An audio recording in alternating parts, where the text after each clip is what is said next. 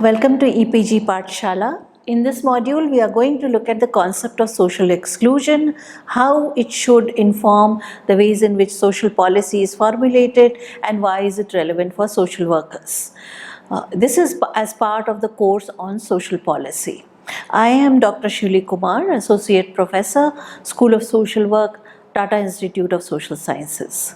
The topics that are going to be discussed in this particular module are the concept of social exclusion, the links between poverty and social exclusion, different aspects of social exclusion and its manifestation in people's lives, social policy and social protection and how they can address social exclusion, and a summary of the same. The concept of social exclusion is critical for us as social workers, and it's also very important when we are analyzing social policies and programmatic interventions within India. The concept of social exclusion can be interpreted in various ways depending on the context as well as subjective experiences of the people. So sometimes when we listen to people or we talk to people and ask them, do they feel excluded? Maybe some people in the urban slums in and around big cities would explain exclusion in different ways, that I don't get water regularly, or I cannot send my child to the Anganwadi, or I am not able to go for treatment to the local hospital because it's too far away. So that all that are some of the components of social exclusion, and therefore it really covers a large range of issues such as equality, equity, inclusion, deprivation and many others. Stresses on the logic of cumulative disadvantage. We need to stress on the notion of cumulative disadvantage. It's not that one single dimension of a person's life that creates social exclusion. It is not just about the identity of the individual or which social group that particular person may belong to, but it is a cumulative disadvantage that a particular person belongs to or is living in that creates social exclusion. And it affects the most deprived segments of the society. Social exclusion occurs where different factors combine to trap individuals and areas in a spiral of disadvantage. A small example perhaps that I can use to illustrate what social exclusion is with regard to a child who lives in a nearby compound near the Tata Institute. When he was asked that when you were shifted from Rear Road, which is a posh South Bombay area, to the Lalubhai compound in the M ward, what is it that you found different in your life? And the boy turned around and said that one, it is very unclean and very difficult to live in, and second, I don't like these flats. In Ray Road, we lived in small houses which were essentially constructed by the family themselves, but there was plenty of space for me to play and meet my friends, and I made many friends in that particular locality. But in these flats, I hardly get anyone to play with, and there is no space to play with in the compound itself. And also it is very unsafe for me to be here on my own. So therefore I would much rather live in Ray Road than live in this particular compound. And that is what social exclusion experience is for this little child who is living in Lalubhai compound. So therefore the definition of social exclusion can be a vast definition. And let's look at what Esteville has when he talks about transferability of social exclusion. Social exclusion may be understood as an accumulation of confluent processes with successive ruptures arising from the heart of the economy, politics, and society, which gradually distances and places certain persons, groups, communities and territories in a position of inferiority in relation to the centers of power, resources and prevailing values.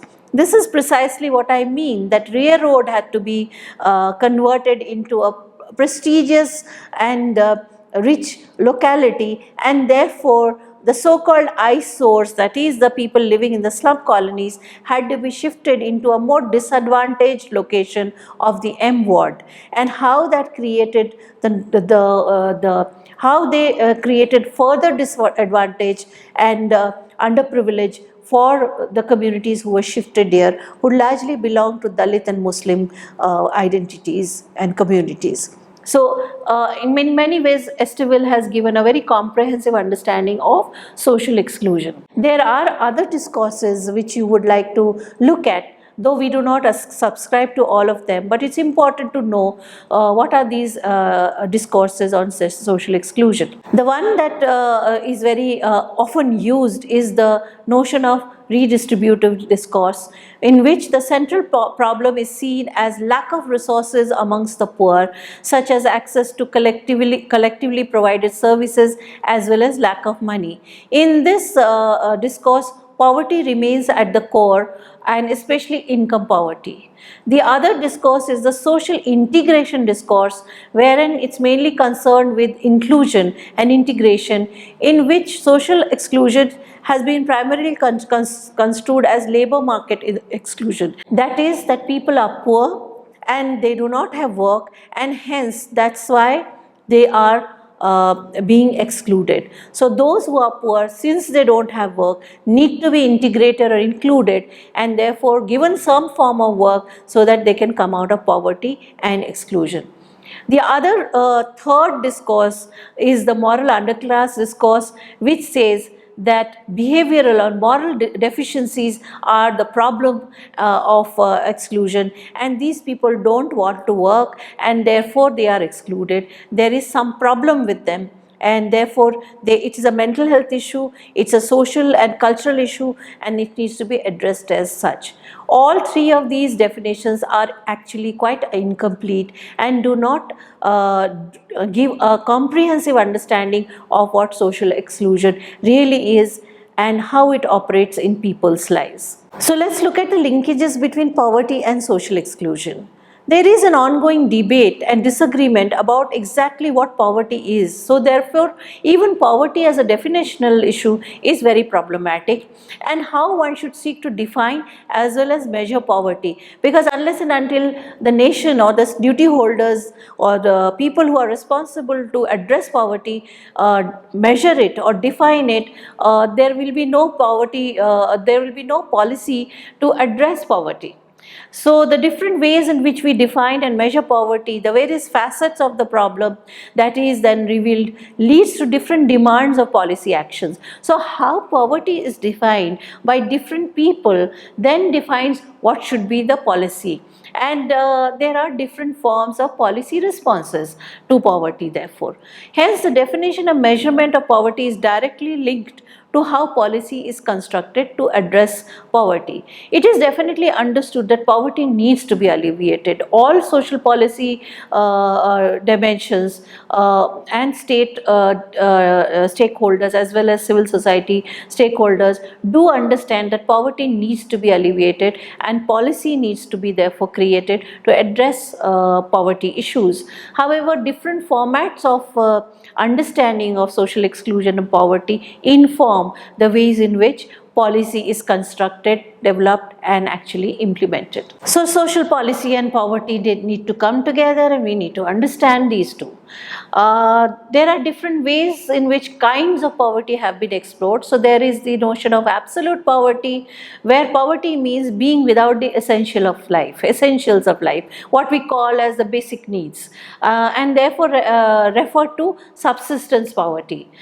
However, in practice, what is essential for life varies according to subjective context of an individual, such as where and when one is living. So, for example, a person who is living in the village maybe has a piece of land as an asset, but it is not being productive because of climate change, and there is a drought in the village. And that person and his family migrates to the city and does not have any format of assets with which he can make a living in the city. One, the person may not have the adequate skills to do the kind of work that is required in an urban setting. Second, may not have adequate money to actually start a business or an enterprise on their own, and may not even have any possibilities of thinking of alternative livelihoods. In that case, how do we look at absolute poverty? So it is actually contextual and changes and varies over time. So that is very significant for us to keep in mind when we are looking at policy and programmatic interventions.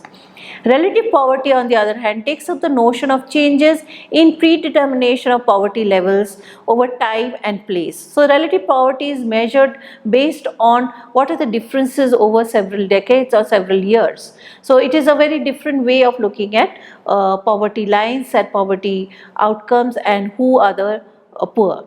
There is another new definition and measurement of poverty linking income to social security benefit levels, which highlights that despite general increases in in affluence and improved conditions of living, there is a need for improved social protection. So what we hear nowadays is that the rich are becoming richer and the poor continue to be poor and perhaps fall into extreme poverty. So analysis of the income levels, the way it is varied, what are the differences in a particular state, nation or community, is something that informs the poverty measurement and the ways in which social security or social protection policies need to be articulated. So that difference needs to be addressed, and poverty alleviation programs therefore need to be shaped in that context, is what this particular perspective looks at when it tries to define poverty. The idea of exclusion again goes on, is a critical dimension of looking at poverty, which means non-participation in key social activities need to be taken on board when we are looking at social exclusion and also looking at multidimensional poverty.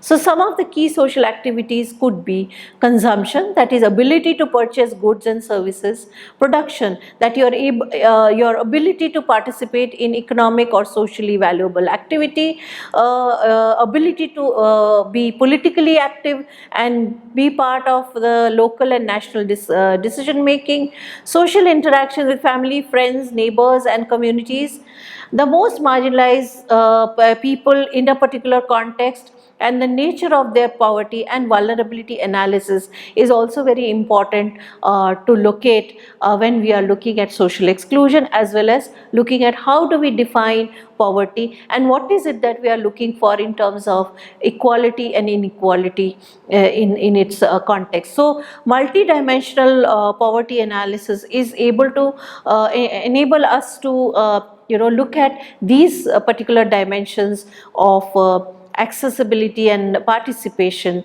and inability and ability of different people, and then in that case we are able to probably come up with a better definition of poverty and measure poverty in a more comprehensive manner. So social exclusion, let's look at some of the critical aspects of social exclusion then in such a context. That group-based disadvantages, that is one of the key aspects of social exclusion, that is social hierarchies and relations that define certain groups as inferior to others on the basis of their identity. That is a key source of disadvantage. So group-based disadvantage is something that should inform any understanding of social exclusion in any particular context or society. And of course, lifelong discrimination, which results in chronic poverty, not only from having fewer assets to fall back on in times of crisis, but also from cumulative impact of discrimination, risk, vulnerability and exclusion across an individual's life cycle and between generations. So sometimes it's good to look at some of the biographies of marginalized people, be it from a tribal context or from a caste Dalit context, to actually understand this whole notion of lifelong discrimination and how, despite all efforts by individuals, they are not able to come out of these discriminatory processes throughout their life cycle, and therefore are more vulnerable than many. So for example, the denotified tribes are more vulnerable among the tribal communities because they are labeled as criminal and they are not able to access many of the social services that are available to them in terms of health, education, because the discriminatory attitudes, stereotypes they face is acute. So generationally they face chronic poverty, because there is no access to education or any kind of resource which will bring them out of poverty. So the systemic exclusion is what one is talking about, and its operation in society, it creates exclusion. So it is not only limited to the operation or of discrimination at the level of the household. It is also the ways in which power is allocated to certain privileged groups in a society, and how that power gets perpetuated within those privileged groups and within those privileged caste groups and elites, which creates further exclusion. And this perpetuates and permeates in the various institutional settings, which includes the bureaucracy, which includes the state systems, which also includes societal and local governance systems as well. So exclusionary forces are often derived from prejudices held by more influential members of the society. This is something very hard for many elite, even academicians, to understand, that discrimination is not just based on lack of access to resources or not being able to access educational or health sources or many other services or rights, but it is also because of the discriminatory attitudes, the ways in which it is framed, the way in which the institution operates, that creates exclusion. And the influential members therefore love to perpetuate that systemic discrimination and not acknowledge that they really exist. It manifests in various forms of discriminatory practices, such as institutionalized biases against marginalized groups, institutional blindness to the needs of vulnerable groups in the population, such as people with disabilities, and cultural and social practices that delegitimize claims. So if today a child of a denotified tribe wants to study in a private school that is happening under the right to education, the usual dialogue that we hear from the private schools is that this child will not be able to adjust with all the other children because he has to match up to the levels where these other children are. Now, in that case, discrimination is obviously going to be perpetuated by the school system. No matter that the child may have the capacities to compete, learn, and be able to engage with whatever is happening within the classroom. Yet private schools deny and deprive many of such children admission in the elite schools. To give, and therefore delegitimize many of the claims that children from economically backward communities actually rightfully should be able to access. These exclusionary forces results in unequal power relations at all levels of the society. Therefore, if such children do not get admission in the elite schools, the perpetuation of inequality will continue and will shape and design even the schemes and programs that are being promoted for the marginalized sections of the society. It will come with a sense of hierarchy and hegemony and a notion of beneficence rather than as rights holders. So the other dimension which we often do not bring into the discourse of social exclusion is the disadvantage due to area, that is the geographical location. So structural disadvantage may arise in form of inadequate infrastructure such as roads, weak communication systems, no internet access, absence of government and private sector services, greater likelihood of exposure to natural disasters. Say for example, the hilly districts may face greater forms of social exclusion than perhaps the plain areas which are more accessible. Similarly, the northeastern region of the country has always been social excluded, and groups and communities living out there have been deprived of basic services which are rightfully theirs under the constitution, because there has been a blindness to the geographical location of these communities, recognition that within those geographical locations the policies, the programs need to be structured keeping the geographical problems and adversities in mind. These disadvantages often because of geography really create further marginalization of already existing communities and groups. And therefore governments have to play a special role to articulate policies which are also locale specific and specific to the community context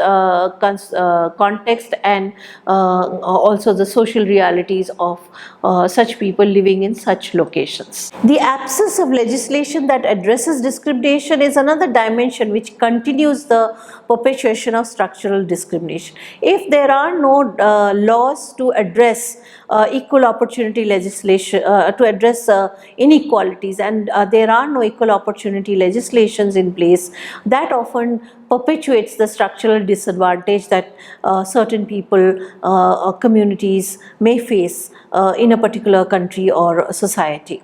Insufficient investment, while there may be laws, there may be also policies and programmatic interventions, but budgetary allocations, that's what we mean by insufficient investment. If budgetary allocations are not made adequately to ensure that the programs reach out to people and that it takes into consideration, say for example, the geographical difficulty, the discriminatory attitudes, the barriers that are created by societal structures, if adequate budgetary allocation is not done, and even if budgetary allocation is done, it does not reach the people who it is meant for, then discrimination continues, and structural discrimination continues to create more and more barriers for people to access these basic services and programs to come out of poverty. So poverty then becomes a cyclical process wherein discriminatory practices continue and the poor continue to come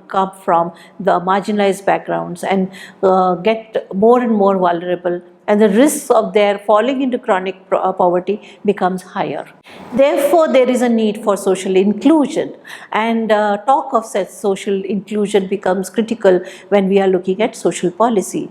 Social exclusion constitutes a specific form of understanding that participates in construction of both social problems and also policy responses to it.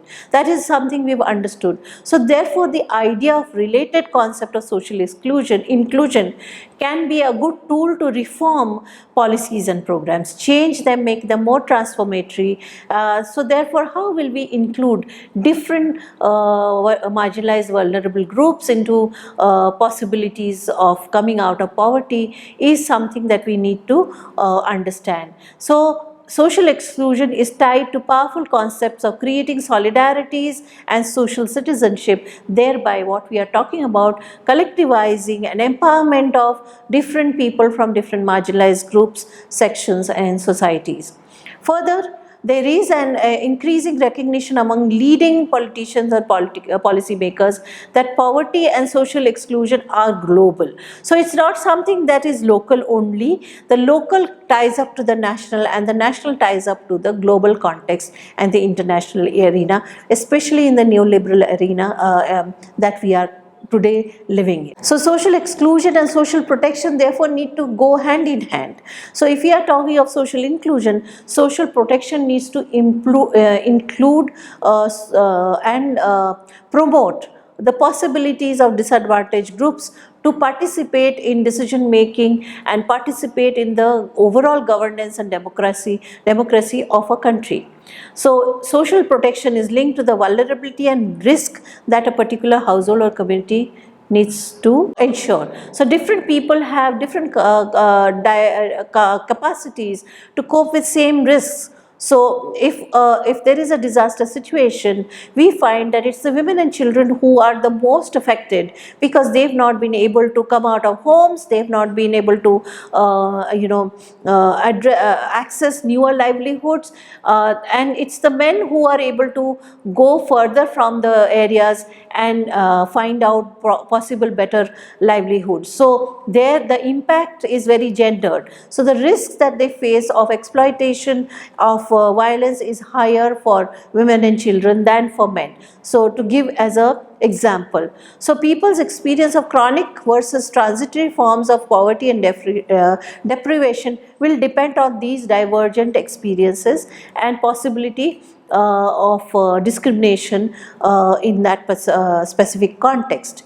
It is important for social protection schemes, therefore, to address not merely the income deficits that arise, but also the existing structural vulnerabilities which are there existing because of societal oppressive nature and cultural constructions. So tackling social exclusion requires that social protection policies have a programmatic intervention which reaches out to ensuring the empowerment of marginalized groups, the possibilities of the marginalized groups to articulate exactly what they need. So participation of marginalized groups is essential for actually even conceptualizing a social protection program or defining a social policy outcome as a possible way of ensuring that there is equality being promoted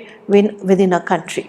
Social policy and social protection, therefore, both need to be transformatory in potential. It can play a very important role in empowerment and promotion of citizen rights amongst the marginalized society, social groups, and therefore the support for such dimensions need to address the notion of governance, work with the duty holders not just to change their mindset but also ensure participation of and engagement of people from different sections, gender, caste, the intersectionalities of social stratifiers, to make their voices more visible. So social policy therefore is required both to tackle the risk that leads to exclusion, for example unemployment, low skills, illness, low wages, and to prevent the development of new social problems. Because the more if social policy is blind to social exclusion, then more and more social problems will emerge. Unemployment will lead to different crime situations, and then crime will lead to more marginalization of existing discriminated groups. So it will form a vicious circle, and therefore social policy needs to address these dimensions of social exclusion to prevent newer possible social problems that may emerge in a society. So in summation, the module has explained the critical concept of social exclusion, which is linked to the formulation of social policy. So policy making cannot be done by elite privileged groups. That is a critical idea that social exclusion promotes. So instead of the trickle down approach of policy making and policy formulation, what is required is consultation, participation, and dialogue with the marginalized and vulnerable groups to conceptualize policy in itself. The various ways in which social exclusion therefore can address discrimination is by ensuring access to resources and actual reduction of poverty through these processes. So only the poorest can tell you what exactly they require, only the marginalized can tell you how they are discriminated, how systems need to change, how non-discriminatory behavior can be propagated within the elite and the policy implementers and the duty holders. And social protection policies therefore then only can become transformatory and can empower the marginalized groups to come out of poverty, and that is a critical dimension that this particular module has brought in the forefront. Thank you.